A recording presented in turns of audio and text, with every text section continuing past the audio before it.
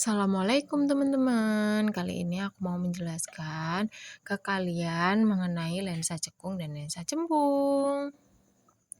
Ayo disimak. Oke, sebelum kita ke materi, kita kenalan dulu ya. Aku Yulinda Sari dengan NIM 8603033825 dari UT Salut Kalirejo. Kali ini aku dapat tugas di mata kuliah Praktikum IPA di SD. Selamat menonton. Yuk kita kenalan dengan alat optik. Alat optik adalah perangkat yang membantu orang melihat atau membuat gambar dengan menggunakan karakteristik cahaya seperti pemantulan dan pembiasan. Prinsip dasarnya yang pertama, pemantulan cahaya terjadi pada cermin datar, cekung, dan cembung. Contohnya, periskop. Yang kedua, pembiasan cahaya terjadi saat cahaya melewati medium benda, misal udara ke lensa. Kunci utama alat optik seperti kacamata, lup, kamera, mikroskop, dan teleskop. Mata, alat optik ciptaan Tuhan. Mata kita adalah alat optik alami yang sangat canggih. Cara kerjanya mirip kamera.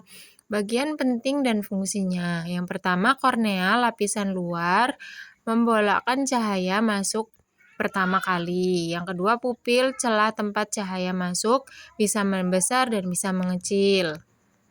Yang selanjutnya lensa mata, lensa cembung yang bisa mengatur fokus, akomodasi.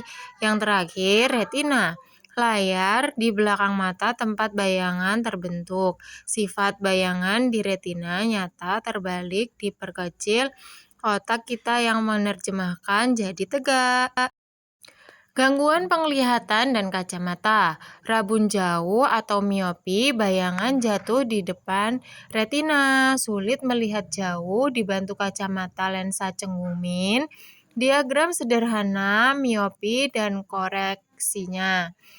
Yang selanjutnya ada rabun dekat atau hipermetropi, bayangan jauh di belakang retina, sulit melihat dekat, dibantu kacamata, lensa cembung atau plus.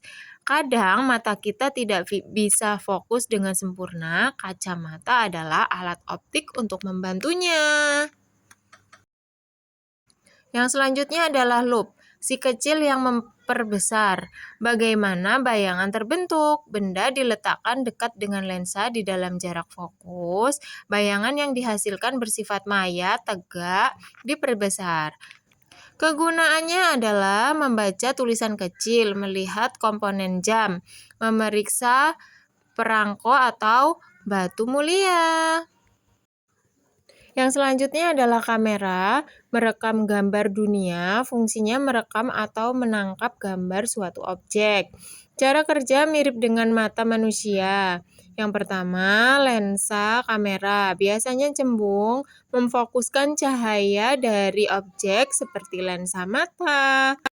Yang kedua, diafragma atau mengatur banyak cahaya yang masuk seperti pupil atau iris. Yang terakhir, film atau sensor digital, tempat bayangan terbentuk seperti retina. Mikroskop mengintip dunia mikro, fungsinya untuk mengamati benda-benda yang sangat kecil yang tidak bisa dilihat mata telanjang, misalnya sel dan bakteri. Cara kerja menggunakan dua lensa, cembung atau plus. Lensa objektif dekat dengan objek, membentuk bayangan nyata terbalik diperbesar atau pembesaran pertama. Lensa Ocuan dekat dengan mata pengamat, berfungsi seperti lup untuk memperbesar bayangan dari lensa objektif.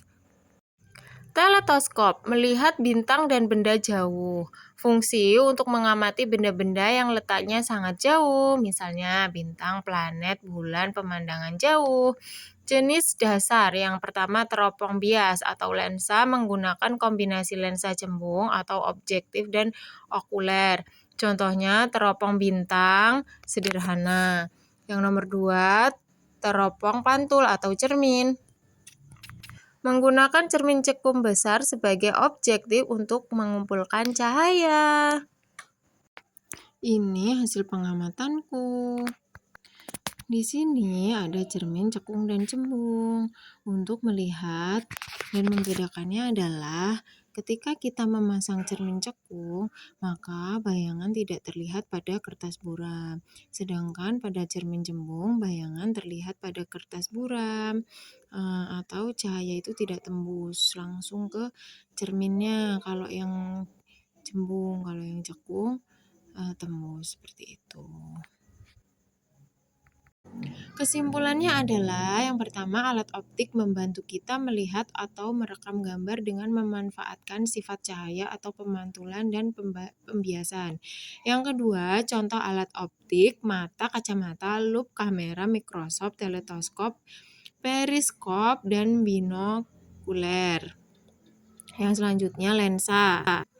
Lensa, cembung dan cekung, dan cermin adalah komponen penting. Sekian penjelasan dari aku. Semoga kalian semua yang menonton dapat menambah wawasan mengenai lensa cekung dan lensa cembung. Dah, sampai jumpa di video lainnya ya. Wassalamualaikum warahmatullahi wabarakatuh.